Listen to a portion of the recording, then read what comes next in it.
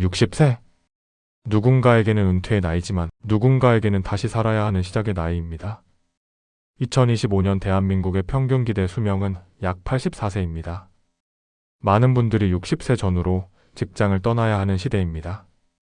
퇴직 후 남은 시간은 20년 혹은 30년, 이 시간은 휴식의 시간이 아니라 또 다른 생계의 전선이 되고 있습니다.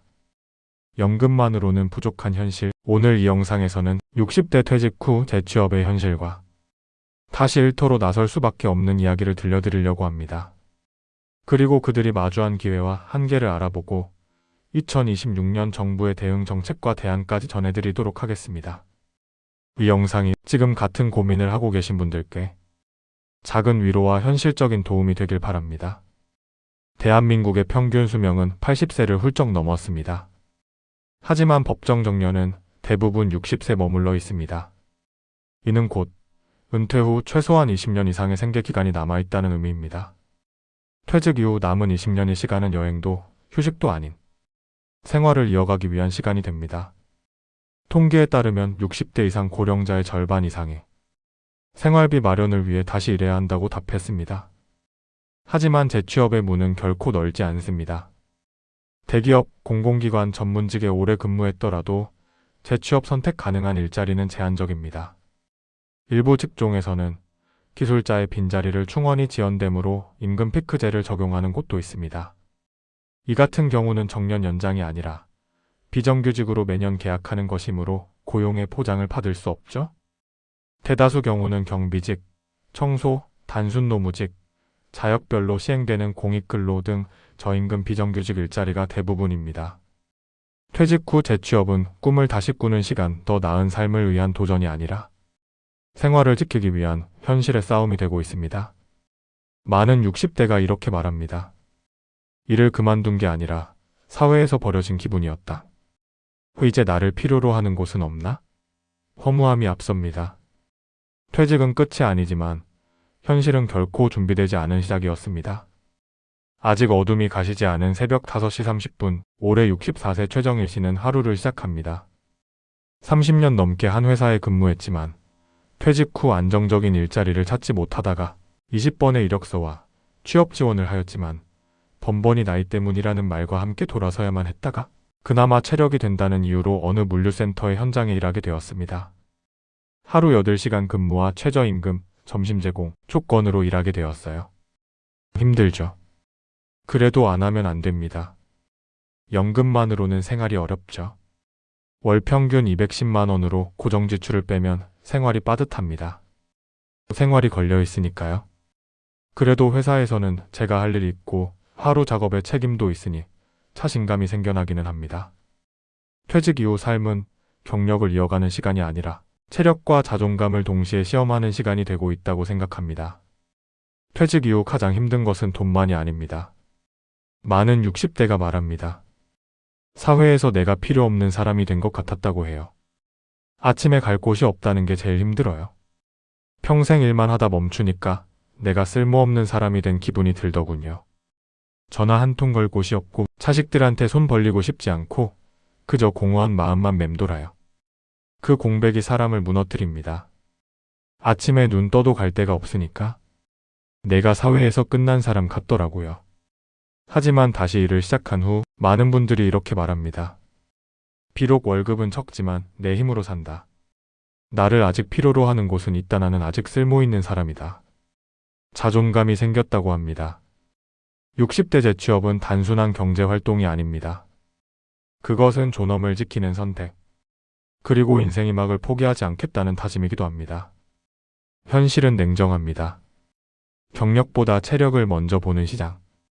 디지털에 익숙하지 않으면 시작조차 어려운 환경. 전문가들은 현재 재취업 시장이 경력 중심이 아닌 체력 중심으로 흐르고 있다고 지적합니다. 기업의 입장에서는 고령 인력에 대해 인건비 부담 생산성 우려를 이유로 채용을 꺼리는 경우가 많습니다. 또한 디지털 전환이 가속화되면서 컴퓨터 온라인 활용 능력 부족은 또 하나의 장벽이라고 합니다. 고령층 재취업 문제는 개인의 노력 문제가 보다 사회 안전망과 평생 직업 교육의 구조적 문제입니다. 60대에게 필요한 건 의지가 아니라 기회입니다. 단순히 일자리를 늘리는 것이 아니라 경험을 존중하는 구조가 필요하다는 지적도 있습니다. 그렇다면 정부는 어떤 해법을 내놓고 있을까요?